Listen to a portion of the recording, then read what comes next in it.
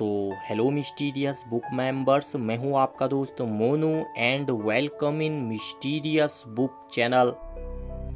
WWE pro wrestling जगत की बहुत ही बड़ी कंपनी है और हमें ऐसा लगता है दोस्तों कि साल 2050 तक यह कंपनी बंद तो नहीं होगी। साल 2050 में कैसा होगा WWE, आखिर क्या क्या बदल सकता है WWE में, आज हम इस वीडियो में चर्चा करेंगे दोस्तों भविष्य के WWE के बारे में। मगर आज का अंक शुरू करने से पहले अगर आपने हमारे चैनल मिस्टीरियस बुक को सब्सक्राइब नहीं किया है तो सबसे पहले इसे सब्सक्राइब कर लें रेसलिंग जगत के ऐसे ही रोचक अपडेट पाने के लिए। साथ में नोटिफिकेशन बेल को भी ऑल पर सेट कर लें। तो देर किस बात की, बिना देर किए सीधे खोलते हैं मिस्टीरियस बुक को और जानते हैं साल 2050 के WWE के बारे में।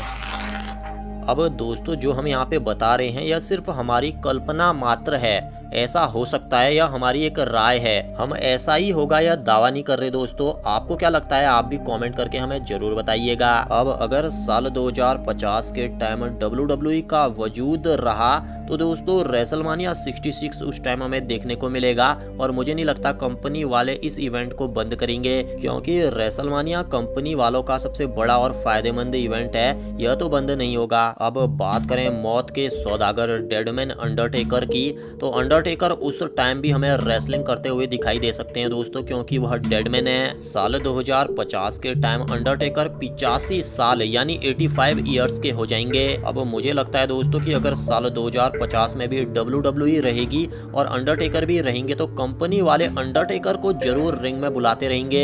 आज भी अंडरटेकर की जो वैल्यू है दोस्तों उसे फैंस भी जानते हैं, कंपनी भी जानती है, ऐसे में उस टाइम भी अंडरटेकर को जरूर बुलाया जाएगा। साल 2050 में ट्रिपल एच 80 साल के हो जाएंगे, स्टेफनी मैकमैन 73 यानी 73 साल की, जॉन सीना और एजे स्टाइल 72 साल के हो जाएंगे यानी 72 इयर्स के। रोमन की बात करें तो साल 2050 में रोमन 65 यानी 65 साल के होंगे और उस टाइम कंपनी के मालिक विंस मैकमैन हो जाएंगे 103 साल के यानी 103 ईयर ओल्ड। अब अगर साल 2050 में विंस मैकमैन जीवित रहे तो निश्चित ही कंपनी के मालिक भी उस टाइम वही होंगे और मैं दावे के साथ कह सकता हूं दोस्तों कि उस टाइम भी ट्रिपल एच के हाथ कमान नहीं होगी WWE की। अब कुछ लोग मुझे ज्यादा ही ज्ञान देंगे, वो कहेंगे विंस मैकमैन अभी काफी बूढ़े हैं, वह तो उस टाइम आ ही नहीं पाएंगे। तो उन्हें मैं बता दूं दोस्तों कि विंस मैकमैन की माताजी भी अभी जीवित हैं। आप यह जान के हिल जाएंगे दोस्तों कि विंस मैकमैन की माताजी की उम्र अभी 101 साल है। जब यह इतनी लंबी उम्र जी सकती हैं, अभी भी पूरी स्वस्थ हैं दोस्तों। यह पिछले साल ही कंपनी के मालिक ने खुद इनका 100वां बर्थडे मनाया था।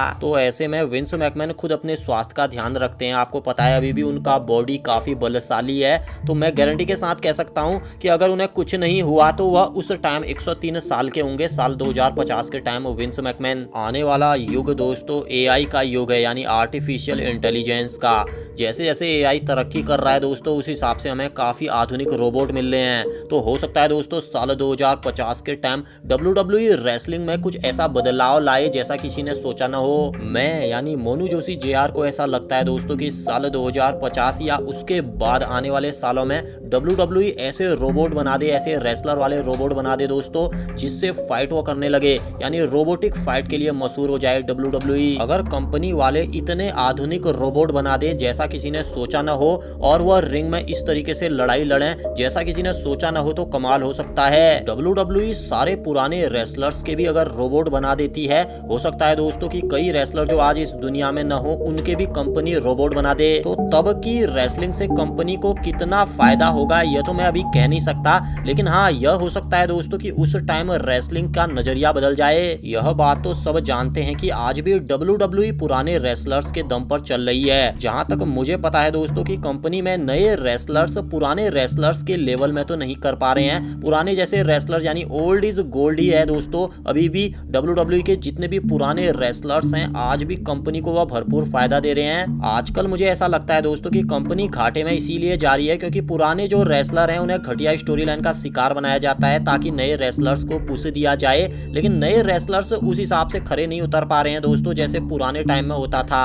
अगर आपने पुराने टाइम की रेसलिंग देखी है तो आप खुद जानते हैं कि आज की रेसलिंग और पुराने टाइम की रेसलिंग में कितना बदलाव आ गया है। ऐसे में भविष्य की WWE बहुत ही ज्यादा बदल सकती है दोस्तों। हो सकता है दोस्तों कंपनी वाले अपने सभी जो भी उनके रेसलर हैं जिसकी वजह से उन्हें भरपूर फायदा हुआ है, माना जैसे कि केन हो गया, जैसे कि अंडरटेकर हो गया, जो भी अब पुराने रेसलर हैं, दिग्गज रेसलर हैं, कंपनी इन सभी के रोबोट्स बना डाले। अब अगर रोबोट खूंखार लड़ाइयां लड़ें, आपस में खून खराबा भी करें तो रोबोट में कोई नुकसान नहीं है दोस्तों। रोबोट को लेकर अभी कई देशों में कानून भी कम बने हैं, तो ऐसे में कंपनी वाले रोबोट सभी के रोबोट बना डाले, सारे रेसलर्स के रोबोट बना डाले और आपस में कई खूनी लड़ाइयां लड़ें, तो ऐसे में कंपनी में किसी भी जान माल का नुकसान मुझे नहीं लगता, सिर्फ रोबोट का ही नुकसान होगा और कंपनी फिर से नया रोबोट बना डालेगी उस रेसलर का। तो ऐसे में रोबोट आपस में काफी खतरनाक मैच दे सकते हैं कंपनी को और कंपनी जरूर खूब मुनाफा कमा सकती है इस प्रकार के मैचों से।